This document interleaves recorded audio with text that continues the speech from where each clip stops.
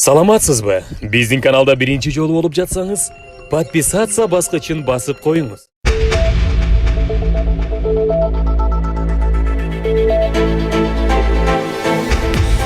Өзгөчө кырдаалдар министрлиги Бишкекте чыккан өрттөн бир киши каза тапты. Бүгүн Бишкек шаарындагы 6-кичи райондон чыккан өрттөн бир адам каза болгондугун өзгөчө кырдаалдар министрлигинен кабарлашты. Эске салсак, буга чейин министрлик Сухебатор көчөсүндө жайгашкан имараттагы тандырдын күйүп жатканын билдирген. Аларга чакыруу 15:48 келип түшүп, тилсиз жоого каршы бир бригада жөнөп кеткени айтылган. Өрт саат 16:45 чектөөгө алынды. Өрттүн кесепетинен бир адам каза болду. Азыр ким экендиги такталып жатат деп айтылат маалыматта. Өрттү толук өчүрүү үчүн учурда ал жерде өзгөчө кырдаалдар министрлигинин кызматкерлери иштеп жатат. Булак Спутник KG. Активисттер үй-бүлөлүк зомбулукка каршы акцияга чыкты. Бишкектеги Жогорку Кеңеш жана президенттик аппарат жайгашкан имараттын алдында аялдардын укугун коргогон активисттер акция уюштуруп жатышат. 30дан ашык активист кагаз жазылган: "Мени өлтүрбө, зомбулукка жол жок, зомбулукту токтоткула" деген өңдүү чакырыктарды көтөрүп турду. Милиция пандемияга байланыштуу чогулгандарды тарап кетүүгө чакырды. Окуяга күбө болгон кабарчыбыздын маалыматына караганда, активисттер пикетти улантып жатат. Алар санитардык талаптарга ылайык 1,5 метрден кем эмес аралыкты сактап, бет кап, кол кап менен турушканын, эпидемиологиялык эреже бузбаганын билдиришти. Чогулгандар Сузакта өткөн аптада күйөөсүнүн зомбулугуна кабылган аялдын, жыл башынан бери күйөөлөрүнүн колунан каза тапкан келиндердин окуясына, Бишкек паркта 13 жаштагы кызды зордуктаган эркектин сотто акталышына коомчулук жана бийлик көңүл бурушу керек деп эсептешет. Аялдардын укугун коргоо, үй-бүлөлүк зомбулукту токтотуу талабы менен жалгыздап пикетке чыгуу чакырыгы Бишкек феминизм клубунда жарыяланган. 12 июнда социалдык тармактарда тараган видеодо эркек киши мойнуна 2 дөңгөлөк байланган, колу таңылган аялга башынан ылдый чакалап суу куюп, жаакка чаап жатканы көрсөтүлгөн. Окуя Сузакта болгону аныкталган.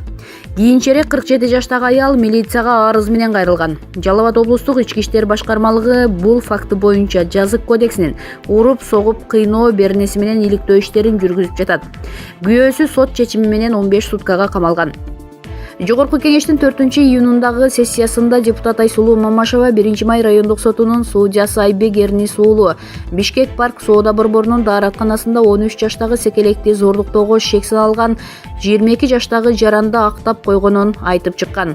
Ошондон кийин актоо тууралуу чечим чыгарган Бишкектин 1-май райондук сотунун судьясы Айбек Эрнис уулун кызматтан кетирүү боюнча онлайн кол топтолуп, ал петицияга 4000ден ашуун киши кол койгон.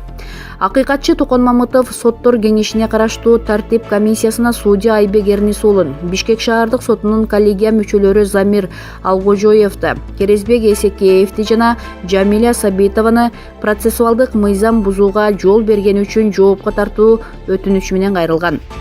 Жогорку сот бул кылмыш иши боюнча айыпталуучу үй камагында экенин билдирип, 1-май райондук соту кылмыштын курамы жок деген негизде шектүүнү актаган деген маалымат тараткан. Азыр прокуратуранын кассациялык арызынын негизинде кылмыш иши жогорку соттун өндүрүшүндө турат.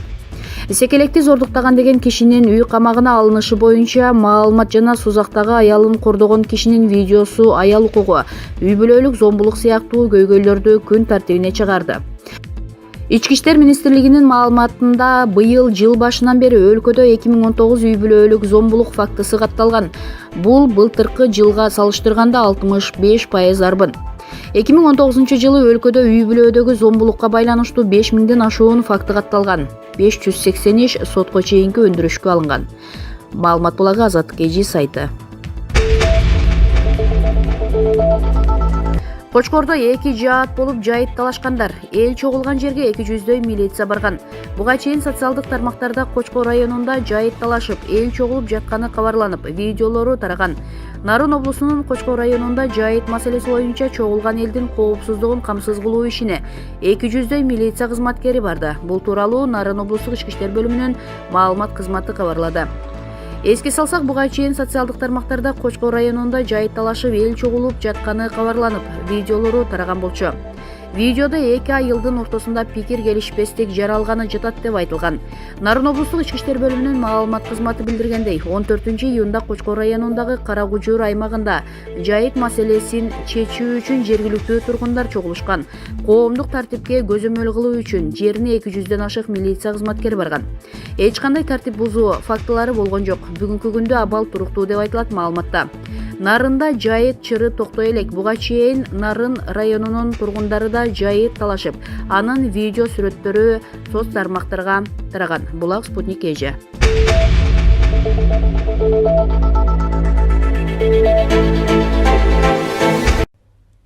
Видеодо реклама жоктугу үчүн каналга катталып коюңуз.